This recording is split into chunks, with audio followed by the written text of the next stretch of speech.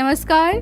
दस्तक साहित्य संसार के इस मंच पर एक बार फिर से आपका स्वागत है। जैसा कि आप सबको पता ही है कि इस मंच के माध्यम से हम साहित्य की विविध विधाओं के सर्जकों व उनकी साहित्यिक उपलब्धियों से आपको परिचित कराने का प्रयास करते हैं। तो आइए इसी क्रम में हम आज इस मंच पर स्वागत करते हैं पेशे से अध्यापक व कविता, कहानी, समीक्षा व आलेख में गहरी रुचि रखने वाले दीपक शर्मा से।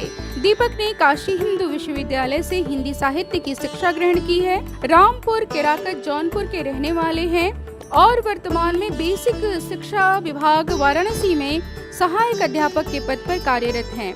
तो आइए सुनते हैं दीपक से उनकी ये कविताएं, जिनमें आम जन की पीड़ा को बहुत ही गहरी अभिव्यक्ति मिली है। खासकर ग्रामीण अंचल की स्त्रियों की मनोदशा व व्यथा का इन कविताओं में मार्मिक चित्रण हुआ है। मेरी पहली कविता का शीर्षक है जुलिया नहीं जान पाई प्रेम।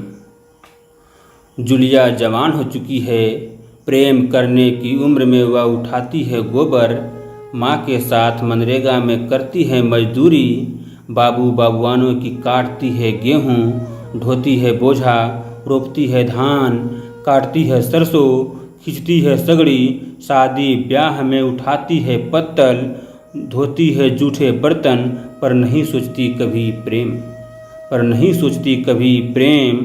उसे किताबों से तो पाला ही नहीं पड़ा कभी, उसे किताबों से तो पाला ही नहीं पड़ा कभी। सो तर्क करना नहीं जानती, सिद्धांत गढ़ना नहीं जानती और नहीं समझती ज्ञानियों की भाषा।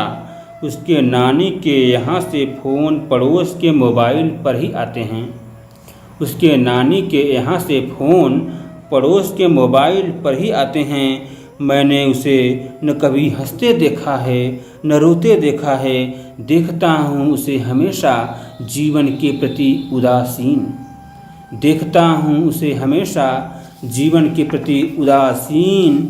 किसी की नज़रें उसे आकर्षित नहीं करती, किसी की नज़रें उसे आकर्षित नहीं करती। भद्दी गालियाँ और गंदी बातें सुनना उसके ज़िंदगी के साथ चलती है।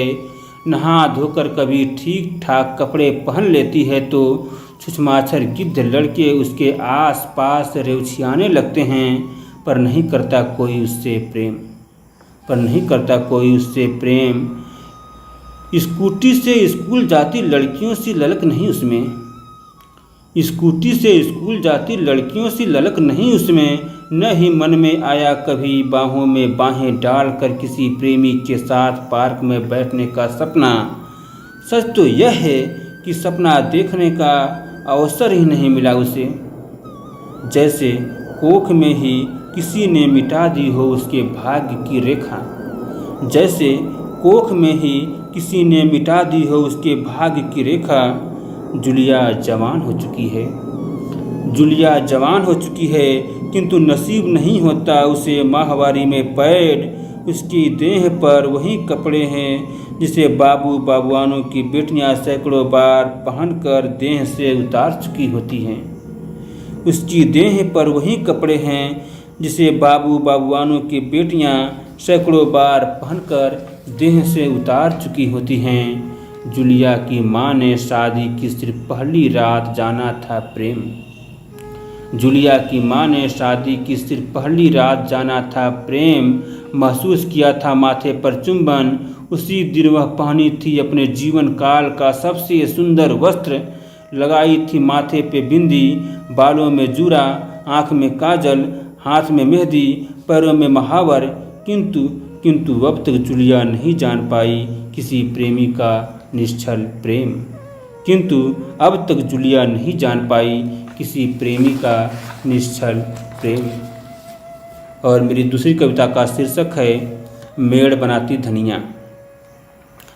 जब घर में बहू बनकर आई झुनिया, बीमार होने की डर से बारिश में भीग कर बाहर नहीं निकलना चाहती, तब वह 65 बरिस की धनिया साड़ी का पल्लू मोड़कर धान के खेत में बना रही होती है मेड़।